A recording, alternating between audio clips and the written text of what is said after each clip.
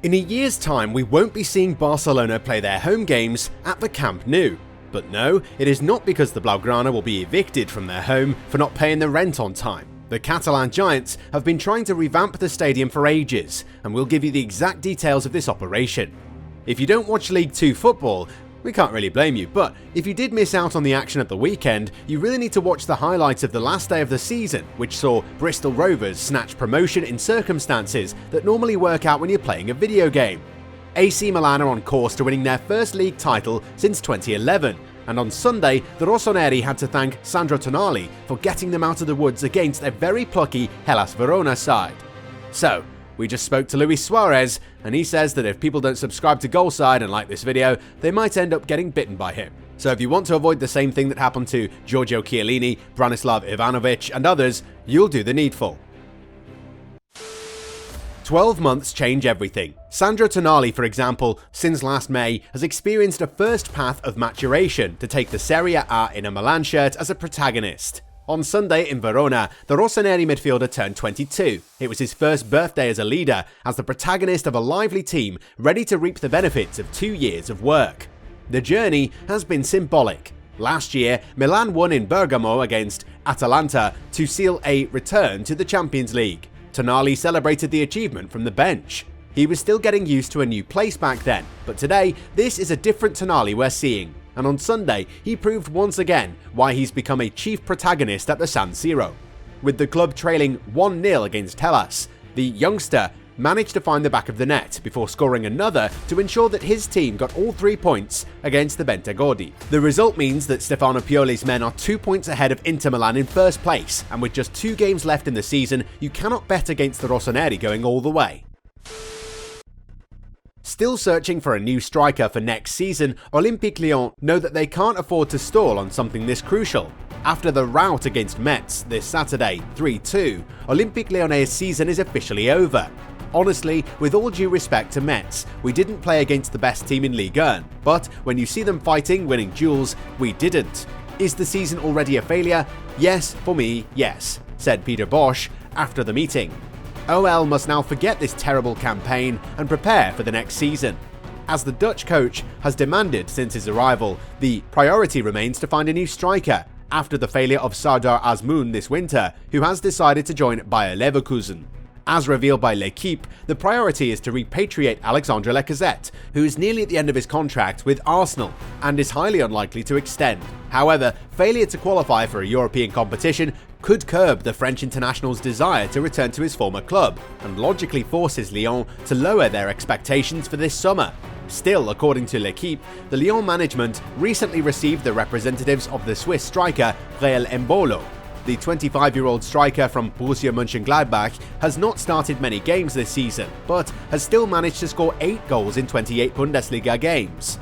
Not necessarily up to expectations for Lyon supporters, but the Swiss international remains under contract until 2023 with the German club, and Lyon have prepared an offer of €15 million, a rather affordable price for their own giants, who will also have to manage other issues such as the extension of Maxence Caqueret, which is not yet complete, or the future of Tanguy Ndombele, who should return to Tottenham this summer once his loan deal ends.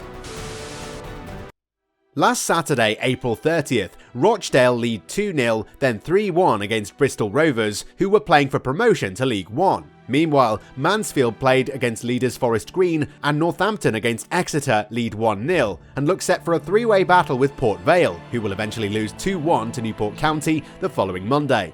Heading towards a terrible disappointment, the Pirates will nevertheless offer themselves a dream end to the match. The Welshman Aaron Collins will justify his status as the club's top scorer with 15 goals and 2 assists in 45 matches by reducing the deficit in the 66th minute, and then equalising in the 89th, and then snatching victory in the last moments. An impressive 4-3 win combined with the hitches of Northampton, 1-1, and Port Vale, 2-2, which allowed Bristol Rovers to still be in the race. It was simple before the last day. In addition to Exeter City and Forest Green, already promoted, the fight for the third automatic promotion place was expected to be quite something. Northampton, third, 77 points. Bristol Rovers in fourth, 77 points, plus 15 goal difference. Port Vale, fifth, 75 points, plus 20 goal difference. Mansfield, sixth, 75 points, plus 15 goal difference, and Swindon Town on 7th, 74 points, plus 20, all had great hopes of snatching the final spot. Bristol Rovers wanted to believe and score a glut of goals to make up for the deficit of 5 goals difference with a Northampton team which played against 22nd placed Barrow. The scenario meant that it was going to be a completely crazy final day, and as it turned out, Bristol were up for the battle and managed to take a 4-0 lead in the 60th minute. A few minutes later it was 6-0. Meanwhile, Barrow were leading the other game 3-1. This meant that the Cobblers had no chance of ending their season with a win, let alone promotion to League One. In the 85th minute, Elliot Anderson scored the 7th goal, thus ensuring a mathematical possibility that was never likely to happen. At the final whistle, the GAS fans invaded the pitch and celebrated with their heroes. And who can blame them? They just did the unthinkable and should now look forward to life in League One from next season.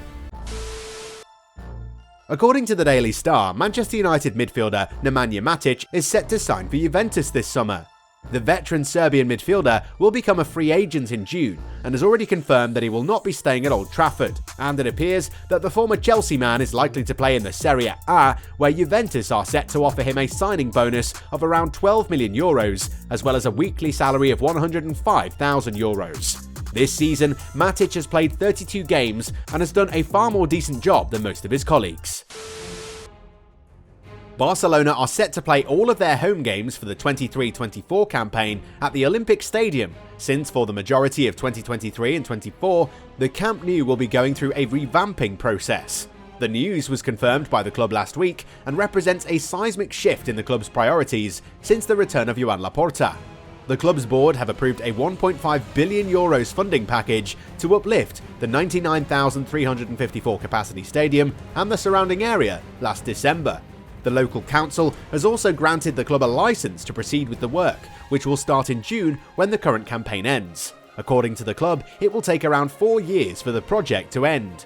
And while a major part of the construction process will not interfere with sporting activity, Barcelona will be forced to vacate the ground for 1 season. Like their bitter rivals Real Madrid, who also spent last season playing at their training ground, Barca wanted to play their home games at the Johan Cruyff Stadium. However, that's not going to happen. Instead, a move to the Olympic Stadium makes the most sense. This is where Barca's regional rivals Espanyol played between 1997 and 2009. Interestingly, this is the same stadium where Lionel Messi made his Barca debut. The renovation of Camp Nou will see the capacity increase to 105,000. Plans for renovation had been approved way back in 2014, but a lot of issues put the process in the back burner. There will be new office complexes and an on-site hotel. All in all, the Camp Nou is slated to become one of the most modern stadiums in Europe. We can't wait to see the project finish as early as possible.